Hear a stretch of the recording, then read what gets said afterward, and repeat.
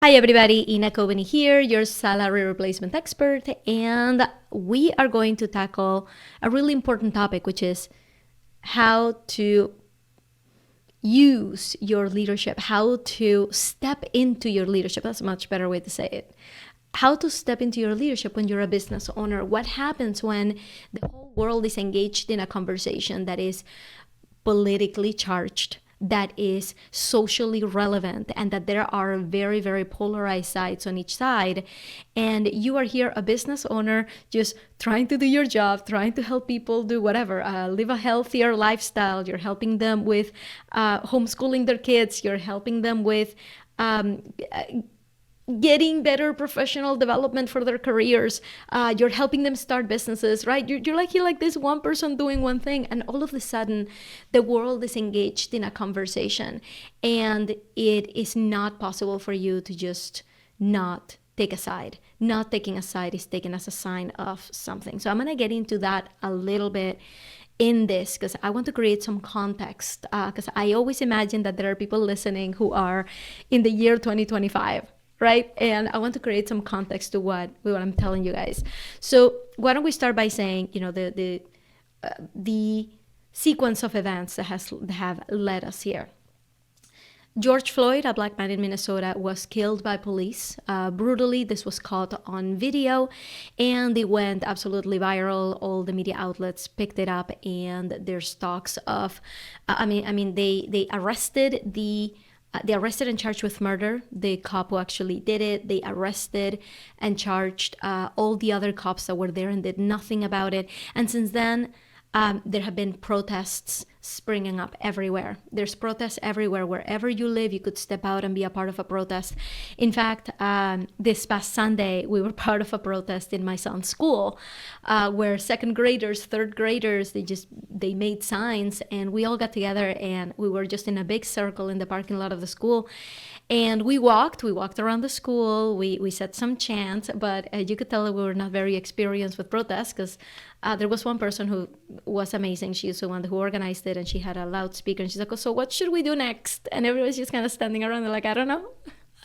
There was a photographer, which we were very happy that it was getting captured somehow. There were two cops that were there talking to the kids. One was really tall. His name was Craig, and my son's name is Greg. So we went and talked to him and just said hi. The guy was very nice, and that's important to me, that my son, understands that, like, this is a situation where it's not like we are meant to just be scared of every policeman out there now. This is a systemic problem of abuse of a certain part of the population that has to be addressed, and has to be addressed very forcefully. But it's so important for policemen, for policewomen, for cops to come out and talk to the community and say what they're going to do about it. All this is important. So we were very happy to see that there were two cops there, keeping an eye on everything and talking to the kids, which was wonderful. So there have been a lot of protests. With the protests have come riots and looting. Now, the looting is not really part of the message of Black Lives Matter. Black Lives Matter is not going out there saying it's time to attack all white businesses, but that is the way that some people on the right are seeing it. And I'm going to start to show you kind of like the disparity of facts and how people are taking all of this happening. On the side of us who believe that Black Lives Matter and that this is a really important movement, especially now, and that these conversations need to happen now, to us this is very clear cut. There is something called white privilege, which is not something that, me as a white person, is something that doesn't make me feel guilty. It's something that makes me feel like I have some level of awareness of the plight of my Black friends, right? Of my Black African American friends. It makes me feel like, okay, I get it, that I've never had to deal with that. And the fact that you have to deal with it, the fact that you live every day, watching everything you do to make sure you don't get stopped by the police, that you don't get harassed by the police, that you don't get mistaken by somebody who's stealing, that your kids can't hang out at the mall because the police is gonna come after them. Like, all these little things that I don't have to think about, they do. That's what white privilege is.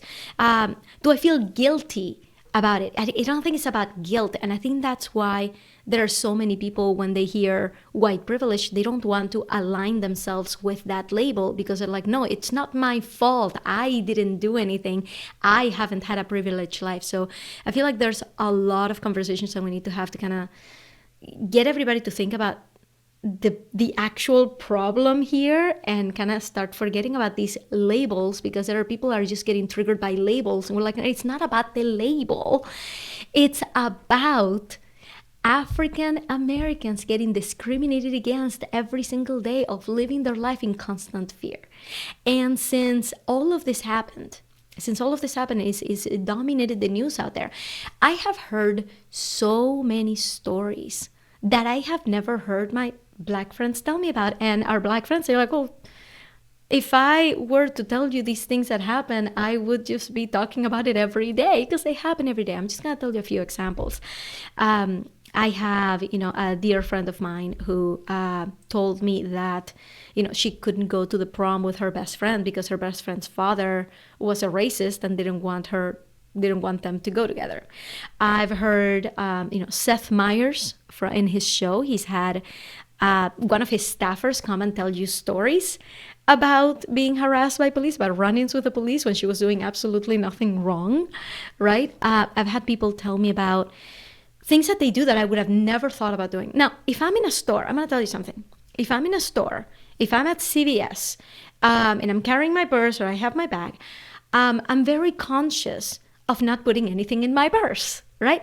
And that if I put anything in my purse, because my son put it there, because this has happened before, my son taking something and putting it in my purse, I take it out and I'm so aware that there are cameras looking at me, and I'm like, I hope they're watching this and I'm taking this out. Like, I'm very, very conscious of, like, please don't think I'm stealing anything. But nobody has ever come up to me. Nobody has ever followed me in a store to make sure that I'm not putting anything in my pocket.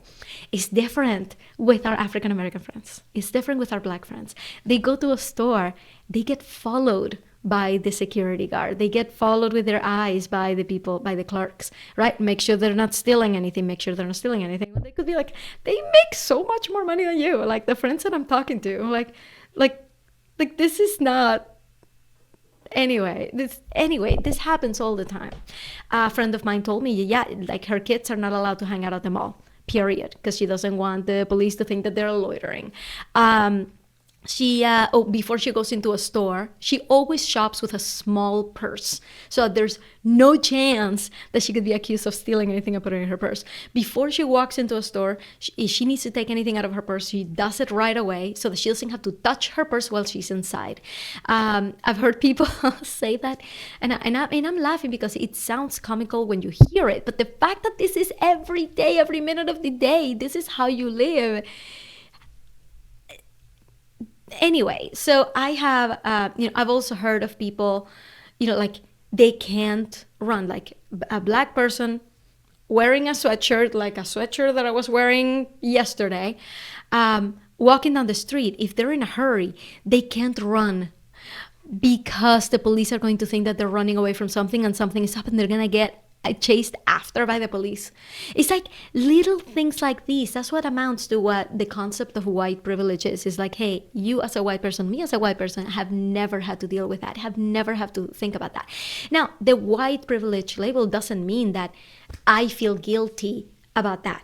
Obviously, I had nothing to do with that. What I am responsible for is acknowledging that that happens, and that if I see it, to say something, that if I see injustice, that I say something, that I'm aware of it, that I teach my kids about it. And by the way, I didn't get to teach my kids about this until much later, because I thought, very mistakenly, if I can protect my kids from racism completely, they will grow up not thinking that racism is a thing, have friends of all different colors and sizes, and the world will be a better place. The wrong assumption that I'm making there is that I'm basically perpetuating what white privilege is. I'm basically letting him live without having to think about this, when in reality, I need him to know when to recognize it so he can be an advocate, so he can be an ally, so he doesn't grow up saying to himself, racism is not a thing, and then go and do something that is discriminating against people without even knowing. That's what I don't want. So anyway, I'm getting ahead of myself. That what I'm trying to tell you guys is that this has been a really, really hard discussion because there are people who don't want to associate themselves with labels. right? So why am I telling you all of this? Because we were talking about leadership, right? Here's the deal. Right now, and this is something that takes a lot of conscious observation to notice, is that there are people out there who this is not all black and white. It's not like you're either with Black Lives Matter or you are a racist. It's not black and white. And this is something that I've noticed just by talking to a few people, that there are people out there who are not racist, but guess what? Their political ideology aligns with the right, aligns with the current president, aligns with different media, right? Like the different media outlets are telling them different things, but they consider themselves to be racist themselves, but they're being fed a completely different set of facts. So what do you do when you see this happen? First of all, you gotta take a side. And I know that sounds hard because I know that I have followers and I have customers and I have clients who may think differently from me, right? So what do? Do I kick them out of my group? Or do I try to have a conversation, right? Do I let them know, listen, this is not about kicking you out. This is not about purifying the world of people like you who are not racists. They just feel manipulated by the media, right? Like whatever the reasons are. I think what's important is for all of us to focus on what peel the onion and find out what the underlying message is. And the underlying message is there is racism in our country and we want to eradicate it. Isn't that what we want? That's what we want. So when I come up here and I talk to you guys about this, I'm very aware, number one, that I'm in a position of leadership, that I'm in a position to tell you this is what I think the right path is, right? I need to come here and put my card down strong and say, I stand for this. But also, I need to understand that I can't make blanket assumptions about every single person that is out there. That the day that I say, if you don't hashtag Black Lives Matter, then you're dead to me, then you should be removed from this group, that is a blanket statement that has nothing to do with the sentiment of what we're trying to do here. Because what that does is it polarizes the world. And it says you're either in here or you're out. When in fact, there's a whole ton of people out there that would completely relate to your message. You would completely be on your side and would completely say, I believe there's racism out there. But for some reason, because our conversation is so polarized, 50-50 in this country, they don't feel like they can speak their mind. They feel like the moment that they speak their mind, they're going to be ostracized. Not because they're racist, but because they don't agree 100% with everything that is being lined all the way, all the way to the left. So as leaders, what do we do? Right? As leaders, where do we stand? Do we draw a line in the sand and said, people who don't agree with this one particular action or one particular statement can just go someplace else? Or do we have a message of unity around a common goal? And I believe we have a common goal. Our common goal is to make sure that our African American friends never feel fear ever again from authorities.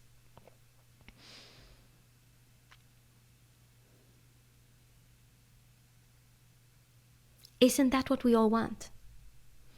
Isn't that what we want? Don't we want a world where the government works, where law enforcement is there to protect us, and where a white person or a black person can run down the street because they're running late for work? Isn't that what we all want? Right? So, as the leader of this group, I understand that I have followers in this group and I have clients who are not going to be hashtagging Black Lives Matter all day long and for the rest of the week. They're not, for whatever reason. They have their reasons, guys. It's not because they're racist, but because maybe they are handling this in a much more private way. We don't know. We don't know what their reasons are. So what is the message here? Do we go negative? Do we go all in and say, nope? Or do we say positive and inclusive and say, you guys, let's all rally around this one message. Let's all rally around how to fix this so that our kids don't have to deal with it, so our friends don't have to deal with it. How do we fix this? Right? This is not about pointing fingers and blaming. This is about how do we move forward here? How do we fix this? Do we want this country to be even further polarized from here on out? And I'm going to tell you, from having lived in Venezuela, where we were completely polarized and we were scared of each other. We were scared of our Venezuelan brothers and sisters, my own family members. Right? We were scared of approaching any of this kind of topic because it would blow up. Is that what we want in our families? Or do we want to rally around a common goal, which is we don't want racism. We don't want any of these things to be true. So what are we going to do about it? Right?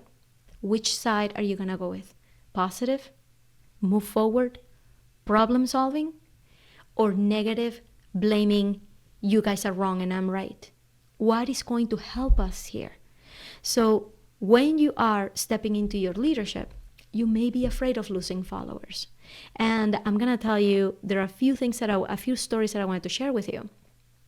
Because one really big entrepreneur at the top of her game just ran into this. And she did not act wisely, but I'm going to tell you what happened.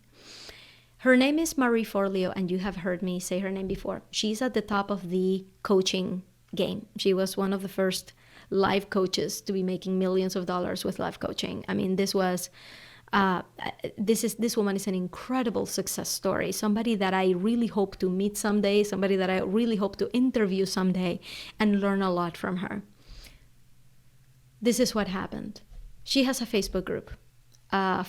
She has a program called B School where she teaches you all the basics of business, right? And she has a program, a group for alumni. Anybody who has gone through the program, you can come and hang out here. So people started talking about Black Lives Matter inside the group. Now, her following is mostly liberal. And you're going to find people of, all sorts of backgrounds there. And there were Black people who were being very, very, very, very outspoken about Black Lives Matter and telling people like this is how it is. And there were people there disagreeing with them. And these chains started to get ugly. Right? Like you have seen. If you have been on social media for the past week, the only thing in your feed is people supporting Trump, people supporting Black Lives Matter, people saying all lives matter, people saying I'm not privileged, like all these things. Like if you have been on social media for the past week, that's what you've seen. So that's what happened in her group. There were all of these discussions happening. So what did she do? She looked at it. What she should have done is probably do a Facebook Live, a town hall meeting. As a leader, it's her job, it's her calling in life to bring people together and rally them around a common goal.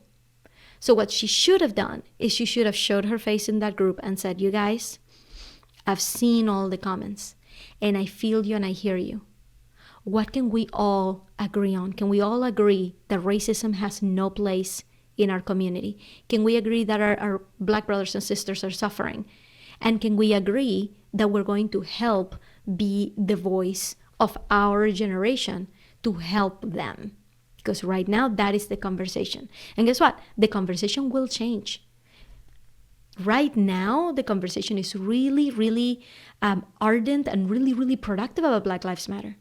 But what was it last year, 2 years ago? It was all about LGBTQ community and same-sex marriage. So the pendulum swings right? What the media is able to focus at one point or another, it swings. And when it swings in this direction, we want to grab all the good from it. You want to extract all the good from it. If a topic is getting attention, let's do some real good about it. The topic for a while was immigration, right? And everybody rallied behind immigration. And right now it's Black Lives Matter. And in a few months from now, it's going to be healthcare workers or a policeman or whatever it is. So what we want to do is to say, as leaders, what are we going to take from this and take advantage of this opportunity that everybody's talking about this and move the needle in the right direction? What are we going to do? So that's what she should have done. She should have engaged them in conversation and told them, listen, this is what I stand for. This is what we're not going to accept in this group. Because what I'm saying about unity doesn't mean accepting racism. Racism is not tolerated. So something she could have said. Racism in this group is not going to be tolerated. And any comments or any threats that are racist, we're taking those down. And if you get 3 strikes, you're out, or whatever rules she wants. That's what she should have done. Instead, she started to feel like this was not the place to get, quote unquote, political. Now, I don't believe that racism is a political issue. I believe it is a human issue. But to her, I'm sure that there have been many other, she's been in business for a lot longer than I have. And I'm sure there have been many heated political arguments everywhere, right? And have flared up in her group, and she's handled them this way, and maybe it hasn't been a big deal. But this time she said, you guys, I am closing the comments on all of these threats. We are done talking about this. Please feel free to talk about this in your own pages. Do not bring this conversation here. And by the way, my team doesn't work on weekends, so nobody's going to be here moderating these comments. So we're just going to close the comments down. Sorry, guys. See you Monday. You guys, the backlash was epic. Epic proportions. Her Black followers, her Black clients, her Black customers were irate. What do you mean we can't talk about this here? And in her post, in Marie Forleo's post, she was like, you guys, this is a free group. Like, we don't have to do this. We don't have to keep this up. And everybody's looking at each other like, no, we paid to be in the program. And that's why everybody's here. So we're all paying customers. So whether you decided to have this alumni Facebook group or not, like, we are all paying customers. And that's what she decided to do. So she came out with an apology. She took down that post. She came out with an apology, which you can still read in her Instagram page, on her Instagram post, where she says, I was wrong to turn off the comments. I'm sorry about that. I really believe this is an important discussion and we should have it. So my team and I are trying to figure out how to move forward from here. But this really hurt. And to tell you the truth, I hadn't heard about this because I don't follow everything Marie Forleo does. And I'm not in B school, so I did not really see it. So I started reading through the comments of her apology to see if anybody would explain what happened. And I found this one coach. Her name is Rachel Rodgers. She is a Black woman, and she was angry. She was very angry about what Marie Forleo had to say. She said so herself, how angry she was. But she did a really good job at explaining in this IGTV video of explaining why what she did was not right and how her community is feeling right now and dealing with all of this right now, and everything we should understand about the African American experience in this country, and how shutting them up like that was just beyond unacceptable. So I encourage everybody to watch it. I am going to put the link in the description of this podcast, and I will also put it in the Facebook Live after I'm off the air. But it was really good for me to hear it, and I think for anybody to hear it. Now, with all due respect to Rachel Rodgers, who has a very, very strong stance, very, very strong opinion, I believe that there are so many people out there who have fallen trap to the politics of this message. who have decided to go against the message, not because they are racist, but because they live in a completely different world with a completely different set of facts. And it doesn't make them racist, it makes them,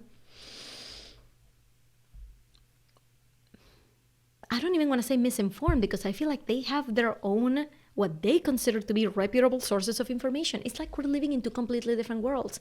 And I'm going to tell you something, polarizing this country is not the way to go. We have to find common ground. We have to find all the things that unite us, right? And right now, there's animosity popping up everywhere. There's animosity popping up within our own families, within our groups, within the Black community itself, right? There is this one woman, her name is Candace Owens, not to give her a bigger platform, but I think that people should be aware of where she comes from. Her name is Candace Owens, and she posted a video that went completely viral. It was shared hundreds of thousands of times. It was viewed millions of times. And because the video, it had her face and a message that said, "I don't support George Floyd." Now, she is a Black woman. So a Black woman saying, "I don't believe that George Floyd is a martyr," that's something people wanted to see. To tell you 100% the truth, I couldn't bring myself to listen to the post, because I'm like, it doesn't sound right to me. I do believe that George Floyd is going to pass on in history as the person who created, who set that pivot point for this movement. I believe that he's a very, very important player here. But she had her views on this. And to tell you the truth, she looks like a very, very young person. I thought she was a high school student with her mind made up, and she happened to go viral. I looked her up. She has her own Wikipedia page. She's 31 years old, and she's a whole woman. She used to be a Democrat. She used to be a liberal, and now she's with the Republican Party because there was an app that she wanted to create, a website app. She's a founder. I mean, she's a serial founder. She's founded many different businesses. She's been CEO of several companies already. And she created this, she wanted to create this website where it would go after trolls. It would identify who trolls were and distribute online all of their information so people can go after them, essentially. So she started that as a Kickfounder campaign. Is that Kickfounder, right? Kickstarter campaign, and a lot of people just like went after her because they're like, hey, you can't just give out personal information about people, right? That's not right. So people started distributing her personal information online, right? And the only people who came to save her from this situation were the Republicans. The Republicans were the ones who supported her. So because of that, she switched her tune. She went from anti-Trump to for Trump. And this was several years ago, it's probably 2015. And now she's very well known for going out there and speaking for the Republican Party. So that's kind of what happened in her history, right? Whether that was right or wrong, it's, it is what it is. You can read more about it in her Wikipedia page. So she's out there, and she, like, within the Black community, she's creating a movement called Blexit, where she's getting, the Black community to go from being Democrat to being Republican, letting them see the ways of, moving to Republican. And she wants to run for office. She has her own aspirations, right? And so why am I mentioning her? Because she is a leader in her own right. She has followers, she has a platform, and she's decided to use it for what she uses it. Now, the one thing about her message is, if you listen to it, it's pretty darn negative. It's pretty, it's like her message is against the Democratic Party rather than for progress, for a forward movement, right? So people will listen to her talk and really rally with her and say, like, yes, the Democrats are the devil and everything. But it's like, is that what you want to do with your leadership? If you had such a platform, if you had such strength of power in your words, would you be using them to put people like George Floyd down? Like, he needs to be put down at this point, right? Is that what you've chosen to do with your leadership, right? Take a look at Rachel Rodgers. What did she decide to do with her leadership? To post a video and say exactly where she stands, right?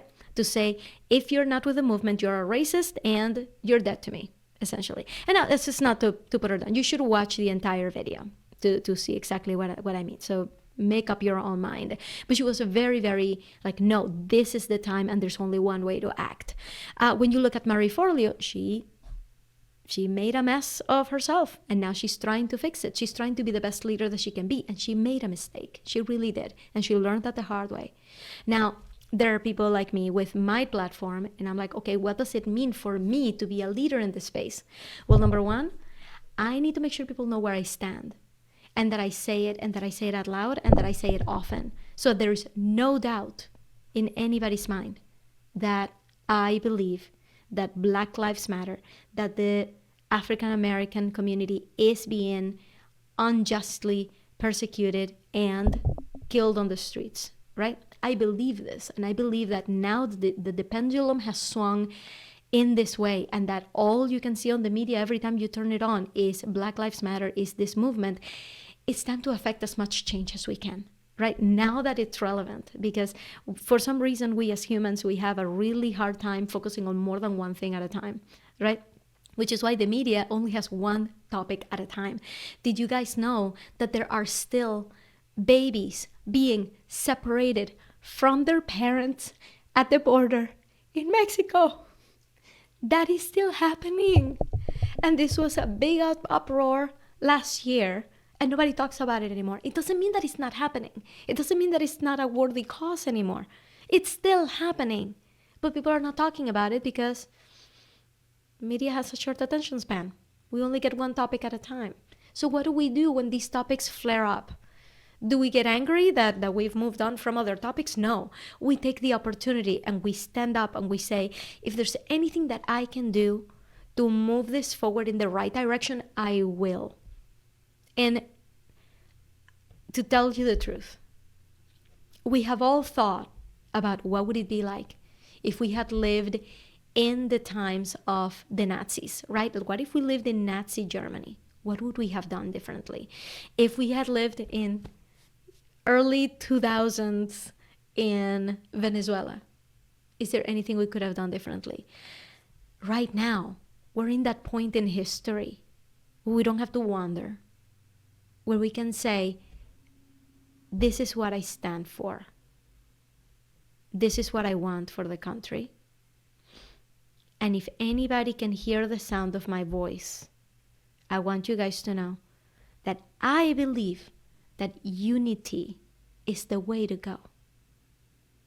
And unity doesn't mean accepting racism. So far from it. And for some reason, some people hear that. I don't know if you guys have heard of the expression a dog whistle. You guys know a dog whistle is something you blow on it and humans can't hear it, but dogs can. There's something called a dog whistle when people talk, right? They say that whenever Donald Trump talks, he throws dog whistles at white supremacists. And white supremacists will say it, like there have been reporters sitting next to white supremacists listening to a Trump speech, and the white supremacists are like, yeah, that we use that phrase all the time, right? Like things that the normal public wouldn't have heard, that these people can hear it and they acknowledge it and they relate to it. They're like, yes, he's speaking to us because we use that language, right? So there are certain dog whistles that are being thrown around right now that I don't hear, but another person could, right? When I say Black Lives Matter, people who think like me, people who are in my camp, what they hear is, Ina supports us, Ina gets it. People on the other side, and like I said, we're very polarized. This is very much one or the other. People on the other side, when I say Black Lives Matter, they don't think Ina gets it, Ina is not a racist. You know what they hear? Ina is saying that all policemen, all police people are rotten. That's what they're hearing. And this is just from observation in the comments, right? Now, notice that this has nothing to do with whether they are racist or not. So that makes them think, that makes them respond immediately, wait, all lives matter. So I want you to think about, and I know I'm like mansplaining this thing, but I want you to think about somebody who is, number one, has not had much exposure to African Americans. They don't have a lot of friends who are African American. They don't really know anybody who's African American, right? There are many communities like that. And I want you to imagine this person, and this person is the daughter of a policeman, right? So when she hears Black Lives Matter, she's not hearing, oh, we should stand against racism. She's hearing, but my dad is a good guy. What are you trying to say? All lives matter because my dad puts his life at risk every single day. So all lives matter. So I want you to, the reason I'm telling you this, because I want you to see that we're all hearing these different things, and that they don't all just mean black or white. They don't just mean you're a racist, you're not a racist, right? That's not what it all means. So the only way that we can really establish a conversation, and it's something I'm going to try really hard to do on social media, and I don't know to what level of success, but see what we can do about unite us around the point that our Black friends are suffering and that they're in fear of their lives every day. What can we do about that? Does it really matter what my hashtag is? Can we all rally around this point? So that's what I have decided to do as a leader, is to spread a message of positivity, of moving forward, and of standing up for something real, something that will improve lives and that will improve the lives of all of us. Because it's not just them versus us, it's not just them and us, it's just the entire country. The health of our society is so much better when we're united. Have we ever seen that happen before? I don't know, and I don't know what that looks like. But I know that I don't feel comfortable accepting that only the people who do hashtag Black Lives Matter are the only non-racist people in the world. I just can't believe that. So there are all of these nuances that we would never know. So when next time that you hear these things, right? Because the dog whistle for us who are on the Black Lives Matter movement, when we hear all lives matter, you know what we hear? You are a racist. You don't know what you're talking about. You are against Black people. That's what we hear. That's a dog whistle to us. And that's not what they mean. I don't think that's what they mean. So how do we bring us all together? Are we willing to accept that we're all parting from a completely different set of facts, right? Some of us are watching MSNBC and CNN, and some of us are watching Fox News. You guys, the stories being told are completely different on both sides. So whose fault is it? And are we just going to point fingers? Or are we going to try to unite us? Because clearly nobody else is doing this for us. How do we unite the country in believing that we will not stand for racism anymore? And I want to know if am I just delusional here? Am I really should I just have come here and said, if you're not for Black Lives Matter, you're a racist and you should leave the group? Is that what I should be saying? Because it doesn't feel right to me. Do you guys know what I mean? So I would love for the next couple weeks that we're not going to have a podcast for the 100th episode because we're going to defer it a little bit for a couple weeks.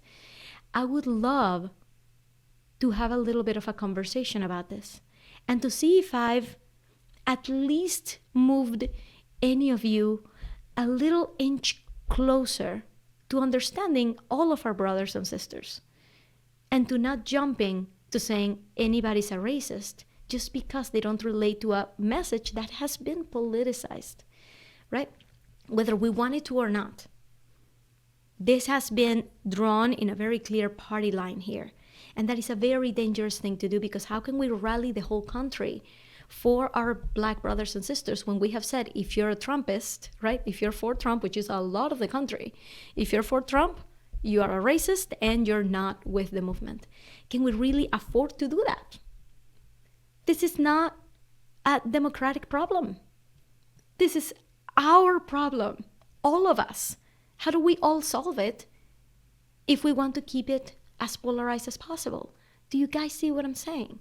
So I know that, this is episode 99, and it's about how to stand up for your leadership. And I'm really hoping you guys are getting a little glimpse of it and giving you some ideas for how to stand up and how to be genuine to your message and how to accept your community with love and to unite them as much as possible. Make your platform and make your community look like a microcosm of what you want the world to be like.